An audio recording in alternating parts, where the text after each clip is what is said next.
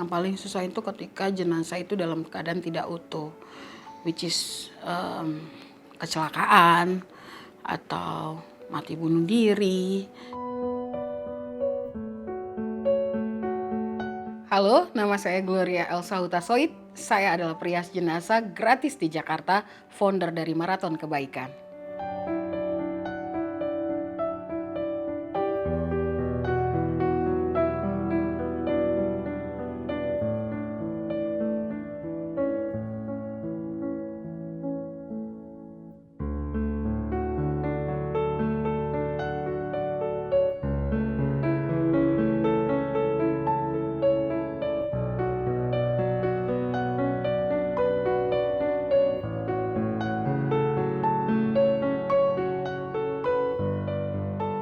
Jadi tahun 2001 itu kebetulan ada tanteku meninggal, berawal dari situ. Mamaku adalah perawat di rumah sakit swasta dan beliau pelayanannya adalah memandikan jenazah.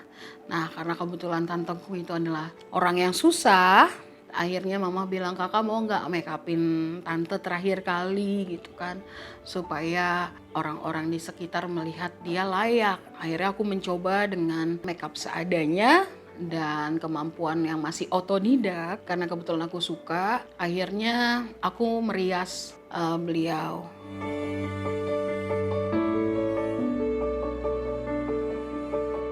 Reaksi pertama sebenarnya kalau keluarga tahu ya kerjaan aku perias jenazah, tapi kalau teman-temanku justru yang nggak tahu. Mereka tuh kayak shock gitu, ih lu serius ngurusin jenazah gitu loh. Sementara mereka tahu kan aku perempuan yang lady rocker lah kalau dibilang gitu. Lu yakin mau menyeberang gitu loh ya dengan pekerjaan ini yang menurut orang lain tuh ini pekerjaan yang gak semua orang mau dan serem banget gitu. Gak semua orang punya mental yang kuat untuk mau ngerjain ini.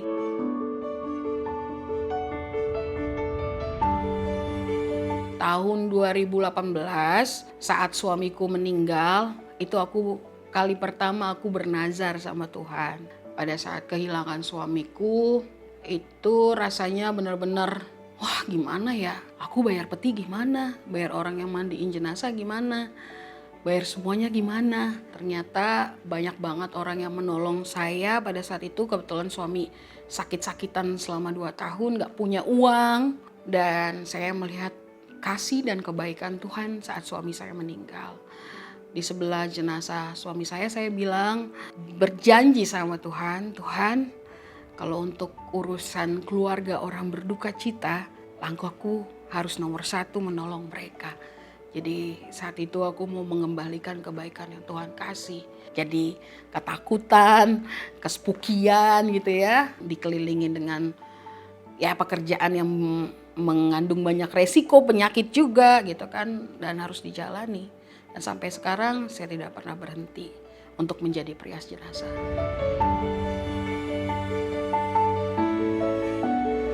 Pertama, alasannya memang untuk mengembalikan apa yang Tuhan kasih dalam kehidupan saya ketika saya kehilangan suami saya. Itu yang pertama. Yang kedua, saya tidak mau menjadi manusia yang meminta rezeki atas kemalangan orang.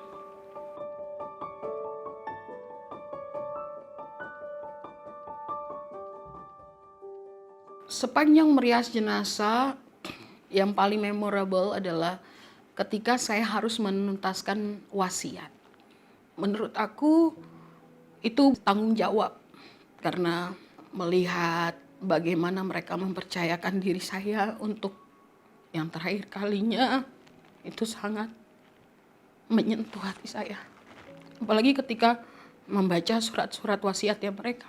Dan entah kenapa ketika saya merias beliau, mereka tuh pasti tersenyum. Mereka yang sakit karena sudah divonis dokter, umur lo cuman 6 bulan lagi gitu. Udah masa perjuangan cancer yang luar biasa gitu. Atau mereka tahu bahwa gue udah tua nih, gue gak mau nyusahin anak-anak gue gitu ya. Mereka tuh nulis surat ke anak-anaknya bahwa mereka mau dipersiapkan hari terakhir mereka dengan saya. Dan memegang mereka itu sangat sangat buat terharu karena aku bukan siapa-siapa mereka gitu. Mereka adalah orang asing gitu, tapi saya melihat bagaimana sebuah cinta yang saya dapatkan dari orang asing atau yang mereka dapatkan dari saya. Dan itulah sejatinya hidup, saling menolong dan membantu. Sejatinya cinta kepada sesama yang menolong dalam keadaan orang lain membutuhkan.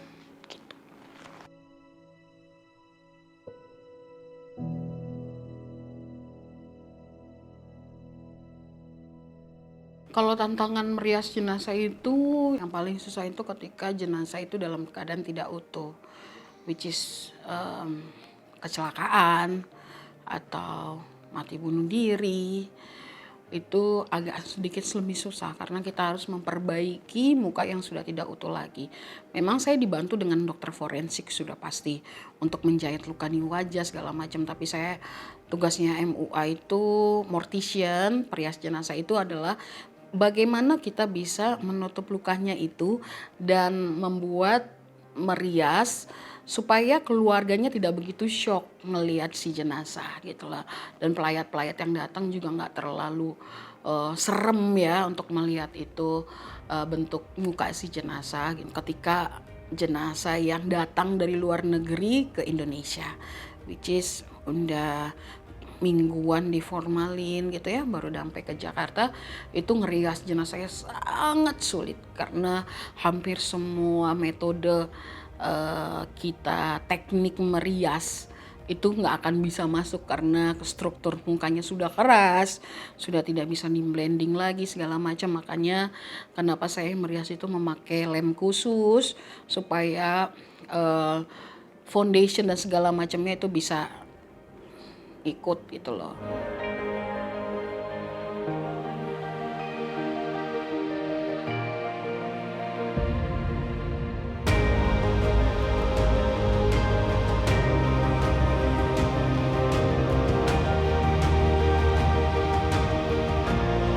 Bekerja sebagai perias jenazah itu selain mental yang harus disiapkan, lo harus sadar kalau lo bekerja 24 jam setiap hari gitu. Jadi kapan aja dibangunin ya harus bangun, harus siap-siap melayani. Jadi kalau lagi enak-enak tidur terus mimpi dibangun itu sudah biasa gitu ya kan. Jadi memang aku pernah meminta sama Tuhan, Tuhan utuslah aku seperti anak panah yang engkau utus kemanapun juga pada saat malam hari, pada saat orang tertidur saya siap menjadi prajuritmu.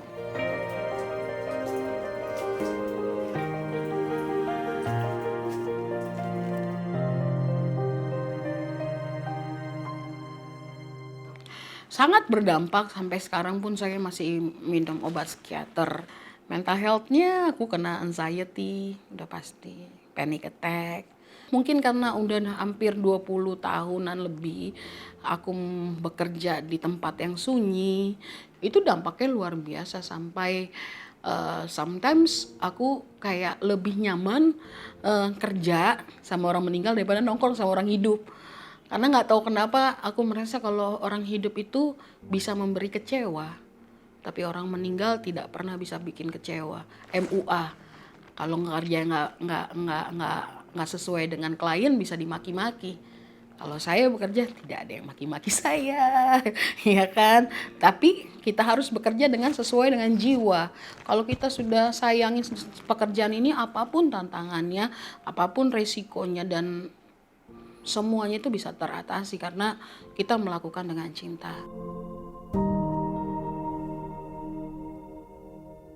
Aku merasa bahwa kematian itu exactly bukan kesedihan kalau aku ya memandang itu. Karena ini adalah titik akhir yang lo harus celebrate justru tentang perjuangan lo selama hidup. Bagaimana lo memberikan cinta terhadap banyak orang, which is keluarga lo. Bagaimana pencapaian-pencapaian hidupmu, mulai dari bayi sampai sudah menjadi orang tua nantinya. Itu buat aku, itu kayak apa ya, perayaan terakhir. Kesedihan udah pasti, tapi tetap aja hidup itu kan harus dirayakan. bahwa at the end of the day ketika lo lahir aja udah jadi pejuang karena lo ngalahin adik-adik lo untuk berenang ke sel telur. Dan lo mati, lo harus jadi pejuang. Siapapun kamu itu pejuang. Dan layak untuk dikasih yang terakhir, terbaik, the best yang bisa aku kasih. Pelajaran hidup, satu, kebaikan itu adalah keharusan, bukan pilihan. Jadi kalau ada orang mau, gue pengen nolong tapi enggak, tapi nolong aja udah. Dan satu, kalau lo udah nolong orang jangan pernah lo inget, lupain. Karena lo akan jatuhnya kecewa ketika orang itu gak baik sama lo. Tapi kalau orang baik sama lo, lo harus inget sampai lo mati. Ketika lo memberikan sesuatu, lo jangan pernah lo inget. Kalau pelajaran aku jadi perias jenazah. Yang kedua adalah bahwa pekerjaan merias jenazah layak untuk dijadikan cita-cita. Kalau aku pengen gitu. Kalau ada anak kecil atau udah besar, aku pengen punya cita-cita jadi perias jenazah. Karena profesi ini harus kita terusin. Aku melihat bagaimana hanya orang-orang sesepuh doang yang bekerja untuk jadi MUA atau mortician perias jenazah. Udah tua-tua, udah bongkok-bongkok. Karena mereka merasa katanya, kalau aku tanya ya sama mereka, kok tante mau jadi perias jenazah sudah setua ini? Saya pengen hidup saya punya arti. Aku pengen anak-anak muda ini bisa juga menolong sesama sebagai mortician atau perias jenazah. Tahun 2016 itu saya pertama kali dapat bisikan. Jadi lahir menjadi anak indigo atau tidak indigo ketika kalian mengurus jenazah itu udah pasti kalian bakalan sensitif gitu kan. Jadi waktu aku ngerias jenazah malam-malam gak ada orang, aku sendiri, berangkat sendiri saat itu naik ojek. Terus kok gak ada orang tapi aku dengar suara jelas banget. Saya mau pakai kebaya emas karena si jenazahnya itu pakai kebaya ungu. Akhirnya aku panggil salah satu anaknya, bilang ada nggak kebaya mama yang emas? Oh iya ada kak. Kebetulan waktu itu kebaya itu dipakai pada saat aku menikah. Dan mama tuh seneng banget pakai kebaya. Oh iya, mama minta dipakein kebaya itu. Akhirnya aku merasa, oh ini apa ya? Aku menyangkut pautkan ini dengan, gue udah depresi nih, mental health nih ya kan, schizophrenia udah pasti. Ya kan, karena ada bisikan-bisikan setan gitu ya kan. Begitu aku sadar aku ada sesuatu yang mengganjal di hati, this is not me gitu, aku pergi ke psikiater, psikolog juga, dan berbagai tes, ternyata aku nggak ada schizophrenia, itu memang karunia, a gift. Akhirnya beberapa kali saya memberikan pesan, ternyata selalu benar, dan aku terkenal kalau di wilayah rumah duka itu dibilang katanya, oh ini si Elsa perias jenazah bukan gratis justru, si pembawa pesan jenazah. Wow, kalau mau ngomong impian banyak ya. Pertama, Indonesia itu tidak punya sekolah mortician, pemulasaran jenazah tuh nggak ada. Yang kedua, aku pengen banget Tuhan, dari dulu pengen punya rumah duka, tapi buat orang-orang susah, yang kalau mereka masuk di rumah duka itu mereka nggak pikirin bagaimana bajunya, makeupnya, petinya, ambulansnya gitu. Karena aku ngerasa banget ya, lo udah susah di dunia jangan susah juga meninggal gitu. Pengen banget ada orang yang kaya, punya duit nggak tahu dikemanain, pengen gitu. Yuk kita bikin rumah duka yuk buat orang-orang susah, orang-orang yang di panti sosial, orang-orang yang nggak punya keluarga, orang-orang yang tinggal di jalanan. Pengen banget. Dan aku tahu aku hanya siapa gitu ya. Mungkin cita-cita aku terlalu besar, tapi mama papaku selalu bilang, kakak jangan berhenti untuk punya impian bagi orang-orang yang susah. Dan yang ketiga, impian aku pengen banget orang-orang Indonesia tuh sadar bahwa sampah kosmetik ini udah banyak banget. Pengen banget perempuan-perempuan Indonesia sadar bahwa membeli makeup itu bukan karena racun, bukan karena influencer ini, tapi sesuai dengan kebutuhan. Bahwa lingkungan hidup ini harus kita jaga buat anak-anak kita. Jangan sampai anak-anak kita nanti susah.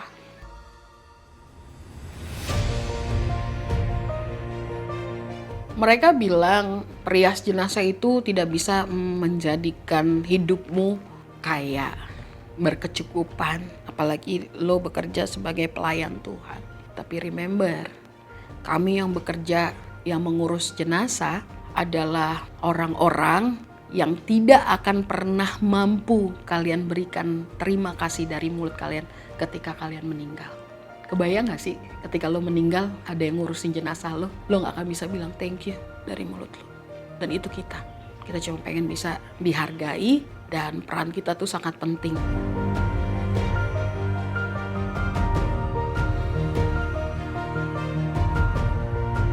Sekarang aku berkolaborasi dengan Beautynesia dan Recosystem di acara campaign mereka Beauty Ever After yang mengajak kalian semua untuk menyumbangkan makeup expired kalian buat jenazah yang membutuhkan.